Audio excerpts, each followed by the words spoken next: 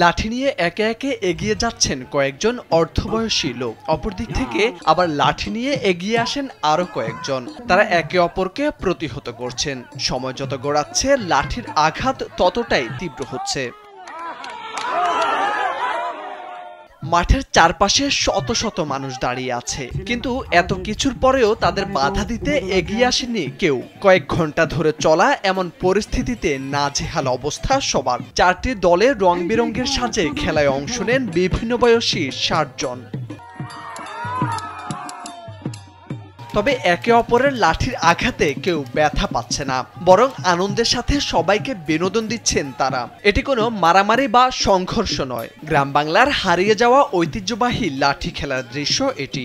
Sandalina so, রূপচর্চায় আভিজাত্য, যা দেখতে ভিড় করেছেন দূর দূরান্ত থেকে আসা বিভিন্ন বয়সী মানুষ।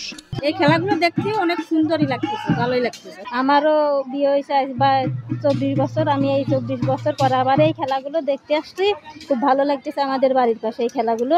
ঢাকঢোলের শব্দে 2 লাঠি, 4 লাঠি, সরকি খেলা, তলোয়ার ও ছুরি ঠেকি সহ নানান ধরনের খেলা প্রদর্শন করছেন খেলোয়াড়রা। এমন খেলা রাজবাড়ী জেলার বালিয়াকান্দি উপজেলার দক্ষিণ বালিয়াকান্দি গ্রামে অনুষ্ঠিত হয়েছে। মৃত সানারউদ্দিন মোল্লার স্মৃতি ধরে রাখতে তার কাতার প্রবাসী ছেলে জাবেদ মোল্লা এই ঐতিহ্যবাহী লাঠি খেলার আয়োজন করেন, যা উৎসবে পরিণত হয়েছে পুরো গ্রাম জুড়ে। জন্মের পর আমি এই খেলা কখনোই দেখিনি, আজ প্রথমে এই খেলাটা দেখলাম। এই খেলাটা দেখতে আমার অনেক ভালো লাগছে এবং এই খেলাটা পরিচালকদের তাকে অনেক ধন্যবাদ। আমি এই খেলা আগে কখনো দেখিনি, জন্মের পরে। সত্যি আমি এই খেলা কখনো দেখিনি।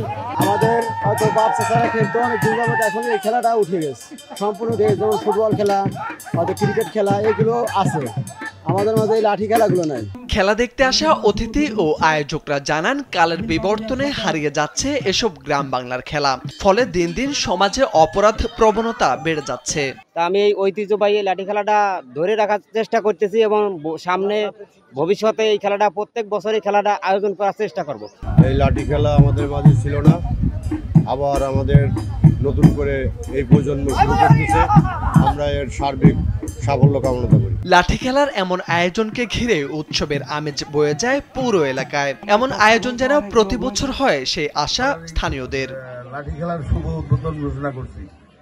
মোর্শেদ আলম, কালবেলা।